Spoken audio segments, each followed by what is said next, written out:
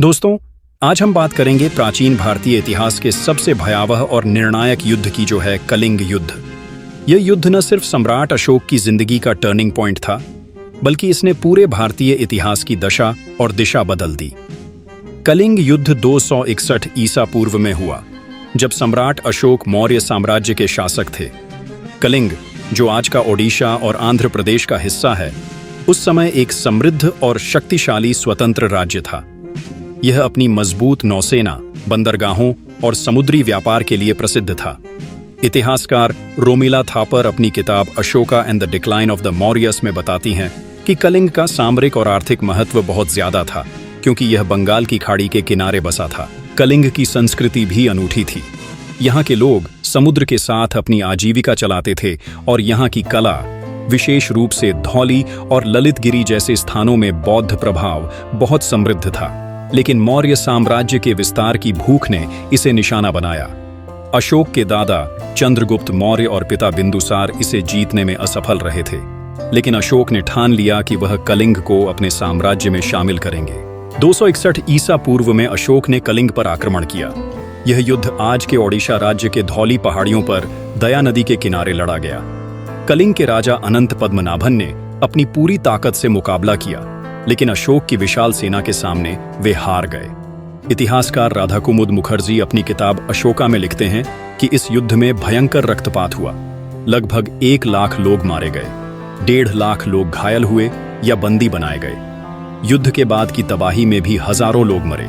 इस भयावह नरसंहार ने सम्राट अशोक को अंदर तक हिला दिया। युद्ध जीतने के बाद भी अशोक को शांति नहीं मिली। उन्होंने लाशों और तबाही को देखा, जिसका जिक्र उनके 13वें शिलालेख में मिलता है। इस युद्ध ने अशोक का हृदय बदल दिया।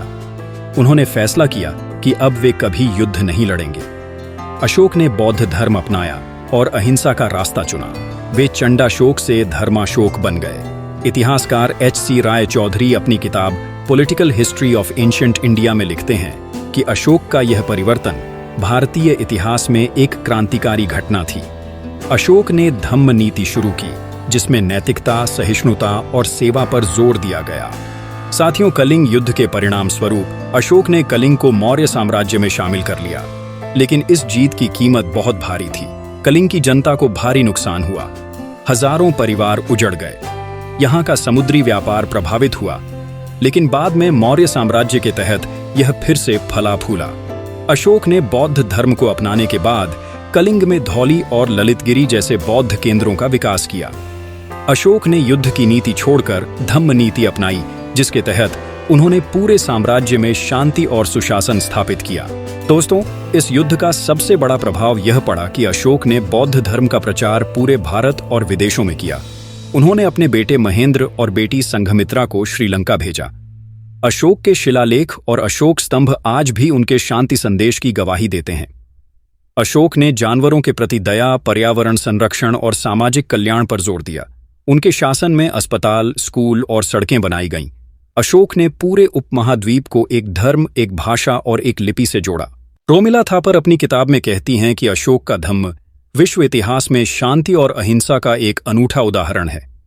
आज भी भारत का राष्ट्रीय प्रतीक अशोक चक्र उनकी विरासत को दर्शाता है। तो दोस्तों, कलिंग युद्ध ने न सिर्फ अशोक को बदला, बल्कि भारतीय इतिहास में अहिंसा और बौद्ध धर्म के प्रसार का रास्ता खोला। आपको यह कहानी कैसी लगी? कमेंट में जरूर बताएं। हमारे चैनल को सब्सक्राइब करें, लाइक करें और बेल आइकन दबाना न भूलें। अगले वीडियो में मिलते हैं, तब तक के लिए नमस्ते।